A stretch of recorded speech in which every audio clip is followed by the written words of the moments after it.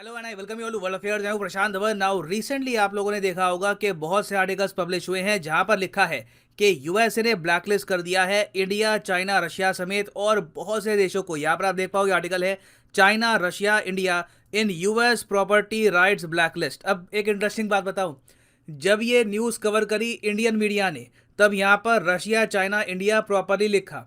Same news जब cover करी American media ने तब इन्होंने इंडिया हेडलाइन से उड़ा दिया ताकि ये ना लगे कि यूएस कुछ ब्लैकमेल कर रहा है इंडिया को या फिर कुछ पनिशमेंट दिया इंडिया को। यहाँ पर आप देखोगे ये आर्टिकल है एसोसिएट प्रेस का, यहाँ पर चाइना, रशिया लिखा है और उसके आगे कर दिया 5 अदर्स। और यहाँ पे यूएस न्यूज़ का आर्टिकल है, अगेन इंडिया गायब है हेडलाइन से। ये याहू न्यूज़ का आर्टिकल है, again US update annual property rights blacklist, और नीचे चाइना, रशिया लिखा हुआ है, बाकी इंडिया गायब है। तो ये तरीका होता है मीडिया का न्यूज़ पहुंचाने का, थ्रू हेडलाइंस। Very interesting. मगर ऑब्वियसली यहाँ पर आप पूछेंगे ब्लैकलिस्ट कौन सी है, ये प्रॉपर्टी ब्लैकलिस्ट कौन सी होती है। देखिए ये बहुत ही सीरियस इशू है यूएस के लिए। ये हर साल आप कह लीजिए 800 से लेकर 900 बिलियन डॉलर्स का इशू है। तो यूएस सीरियसली इस इशू को परस्यू करता है और बिल्कुल आज के समय एक खतरा ये भी है कि US in the future sanction लगा सकता है इंडिया, चाइना, रशिया और बहुत से और देशों पर। डिस्कस करेंगे यहाँ पर हुआ क्या है, बहुत कुछ आपको जानने को मिलेगा। मगर आगे बढ़ने से पहले आपसे एक क्वेश्चन पूछूंगा।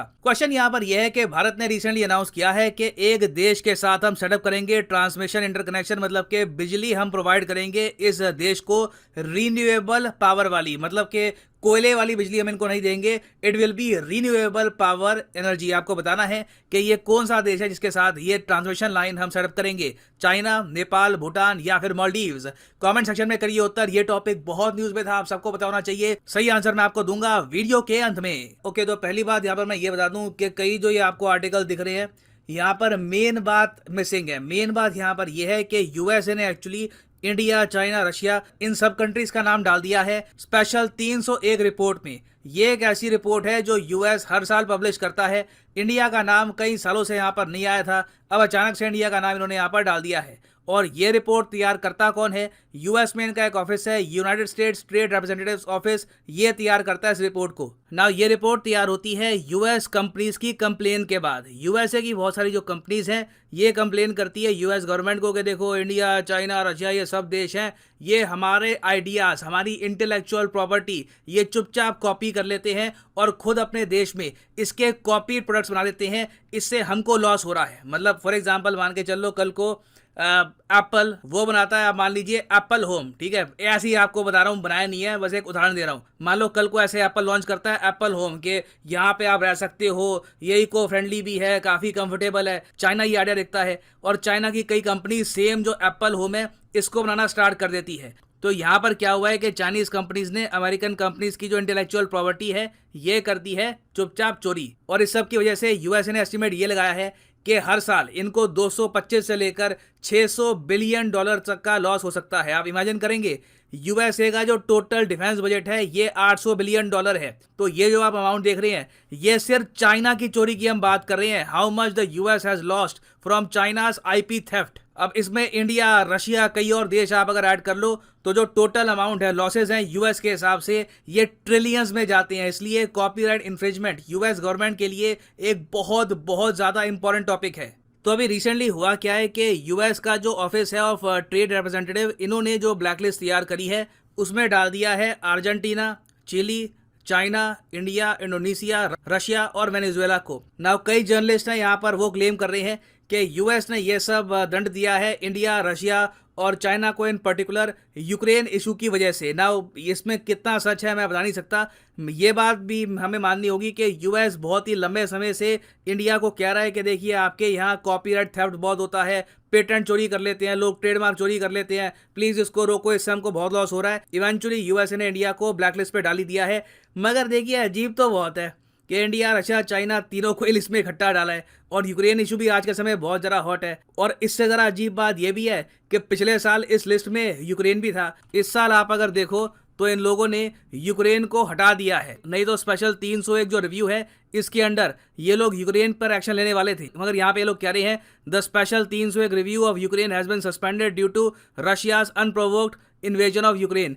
तो ये लोग कह रहे हैं यूक्रेन आज के समय विक्टिम है तो हम इसको जज नहीं करेंगे, मगर बाकी कंट्रीज को हमने डाल दिया ब्लैक लिस्ट में। अब यहाँ पर आप पूछेंगे मगर यूएसए की तकलीफ एक्चुअली है क्या, ये कॉपीराइट, पेटेंट, ट्रेडमार्क, इस सब में अंतर क्या होता है? देखिए, कॉपीराइट आप लगाते हैं आर्टिस्टिक वर्क पे। मान लीजिए कल को आपने नॉवल लिखी, कमाल की नॉवल है, कमाल की स्टोरी है, तो सारी उम्र उसका जो कॉपीराइट है ये आपके पास ही रहेगा, क्योंकि आपने एक स्पेशल स्टोरी तैयार करी है, आपने एक आर्टिस्टिक वर्क तैयार किया है ना। फिर हम बात करते हैं पेटेंट की।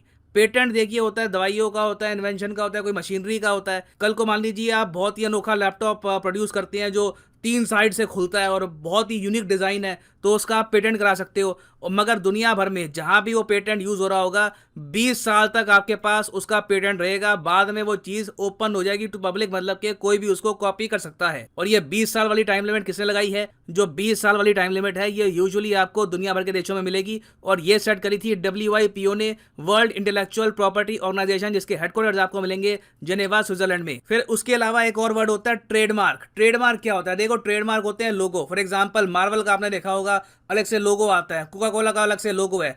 तो ये जो ट्रेडमार्क है ये कोई भी उठा के कॉपी कर नहीं सकता। मगर इंडिया में हम साफ साफ देखते हैं, आपने देखा होगा स्कूल बैग होंगे, वहां पे डिज्नी के जो कैरेक्टर हैं उनका प्रिंट डाल देंगे, मार्वल के जो कैरेक्टर हैं उनको यूज करना स्टार्ट कर देंगे, जबकि उन्होंने ये ट्रेडमार्क परचेज नहीं किया। ये ट्रेडमार्क मार्वल को बिलोंग करता है। बट ये ट्रेडमार्क थेफ्ट इंडिया में काफी हद तक आम बात है, चाइना में भी आम बात है। तो यूएस इस बात को लेकर नाराज रहता है कि देखिए, जो चीज हमने क्रिएट करी अपना दिमाग लगाकर, जिसका राइट हमारी कंपनीज के पास होना चाहिए, वो जो चीजें आराम से चाइना, रशिया, इनकी कंपनीज चोरी कर लेती हैं। नाउ मैं यहाँ पे आपसे पूछना चाहता हूँ आपका ओपिनियन, लिखिएगा इसके बारे में कमेंट सेक्शन में। क्या आप मानते हैं कि यूएसए ने जो यहाँ पर किया है ये कुछ हद तक एक पनिशमेंट है यूक्रेन इशू को लेकर, या फिर आप मानते हैं कि नहीं, बस कोइंसिडेंस है कि यूक्रेन वॉर हो रही थी, साथ ही साथ फिर इंडिया, रशिया, चाइना तीनों को ब्लैकलिस्ट कर दिया यूएसए ने? It could be that as well. लिखिएगा इसके बारे में कमेंट सेक्शन में, मैं जेन्युइनली जानना चाहूंगा आपका ओपिनियन। ना वापस आते हैं अपने MCQ की तरफ कि India has announced to set up transmission interconnection for transfer of renewable power with which country? तो सही उत्तर इसका है option D is the right answer. Maldives है यहाँ पर वो देश। यहाँ पर आप देख पाओगे आर्टिकल है, India Maldives plan transmission interconnection for transfer of renewable power. और फाइनली यहाँ पर मैं ये भी ऐड कर दूं कि अनअकैडमी का जो स्पेशल कॉम्बो ऑफर है, इसमें 20